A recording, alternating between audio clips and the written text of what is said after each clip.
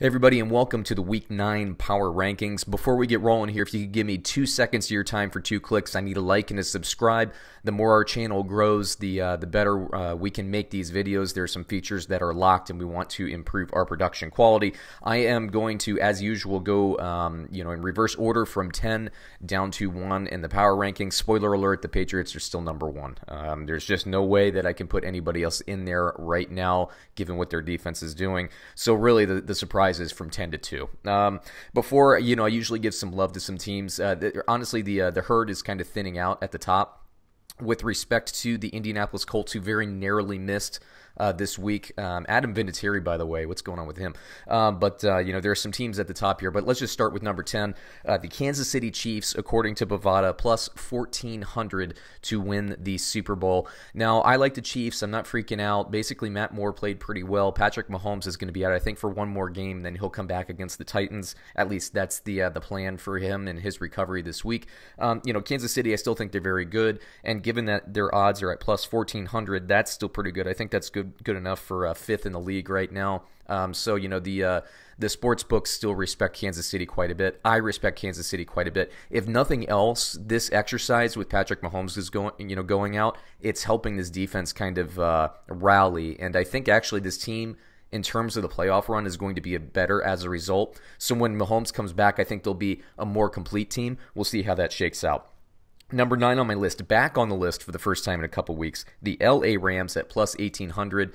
According to Bovada, the plus 1,800 there to win the Super Bowl. Now, the Rams are an interesting team. They've lost to, they beat New Orleans early in the season. I think that was the game that Drew Brees went down with injury. But they lost to Seattle. That's not a bad loss. They lost to the San Francisco 49ers. That's not a bad loss. And that Seattle loss on Thursday night could have very easily been a win. Greg the Leg Zuerlein usually hits that field goal. This team could be a 2-loss team with some really nice wins under their belt.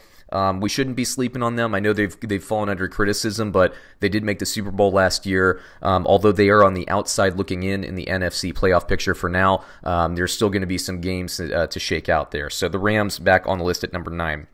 Number 8 on my list, they stay on the list after a loss, the Buffalo Bills at plus 5,000. Now, my list and the sports book do not agree. Bovada has them lower, and I get it. You got teams like Philadelphia and Dallas who are actually higher, even though their win-loss total is not the best.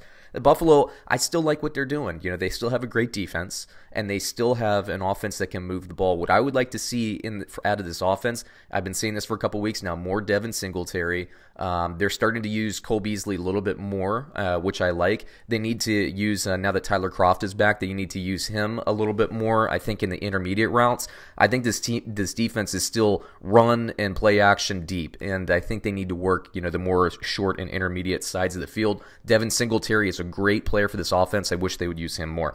Number 7 on my list, the Seattle Seahawks. Bovada has them at plus 2,500 to win the Super Bowl. Here's my concern about Seattle. Their starting center just went out, lost for the season. We know what happened with Will Dissly.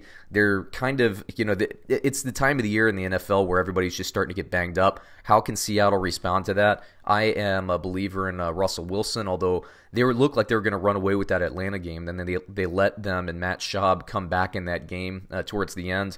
By the end of the week, I think that line had been bet up to minus 8.5, so that was actually a late cover for the Falcons, which is a bummer for some people. Thankfully, I got in on that action before that line, so I actually hit on my Seattle bets, but that was a bummer. Number 6 on my list, at plus 1,800 according to Bovada, the Baltimore Ravens, who were on a bye week last week. Big matchup this week, Baltimore Ravens versus the New England Patriots. It seems like every week the Ravens play somebody in the top 10 in my power rankings, so this is going to be an interesting matchup for them. I'll talk about that when I talk about the Patriots at the top. Number 5 on my list, Thursday night champions, Minnesota Vikings at plus 1,800 according to Bovada. I don't know what this team's going to do in the playoffs, assuming they get there. I still like this team quite a bit. Their running game is great. Their defense is great. If Kirk Cousins can play like he did on Thursday night, he didn't have a touchdown pass, but he still was very, very efficient with the ball. I think they're going to be very good. Number 4 on my list is the Green Bay Packers at plus 800 according to Bovada to win the Super Bowl. We've seen it. They can win with defense. They can win with running. Now they can win with screen pass only. After what they did to Kansas City, Aaron Rodgers is playing like the Aaron Rodgers of a couple years ago. And you know what the most important thing is? It looks like he's having fun.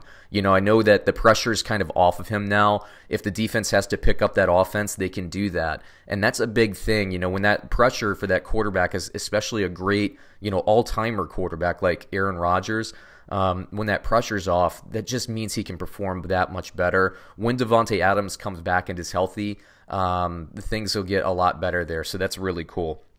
Number 3 on my list, undefeated San Francisco 49ers at plus 800, according to Bovada, to win the Super Bowl. Their odds keep going up and up. I think when I first started talking to them, they might have been in the 3,000s. Now, as more people are continuing to watch them, as San Francisco continues to just dominate both lines, the offensive and defensive lines with their play, as their running backs continue to run over people. What I say in these segments is I want to see Jimmy Garoppolo have one of those 30 for 35 with 4 touchdown games. The reality is I don't know that he ever has to this season. And I know that Garoppolo has that within him, and that trade for Emmanuel Sanders, I think, shores up, one of the very few weaknesses this team had. I like this team a lot. No disrespect. I just think that the number 2 on my list here, the New Orleans Saints at plus 500 to win the Super Bowl, according to Bovada. The New Orleans Saints, I think, are just a little bit more of a complete team because I trust Breeze a little bit more than I trust Garoppolo.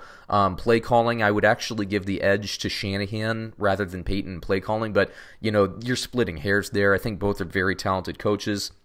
I like the New Orleans Saints defense. I think this 49ers defense and this New Orleans Saints defense are very similar. I just give the edge a little bit to New Orleans at this point because Breeze is coming back. New Orleans was able to win games with their backup quarterback. I don't know that San Francisco could do that same thing, although I know San Francisco, I think it's Mullins is still the backup there. He's very good. These are two very similar teams. I think they're both going to easily make the playoffs, especially now that there's one loss between those two teams and we're halfway through the season.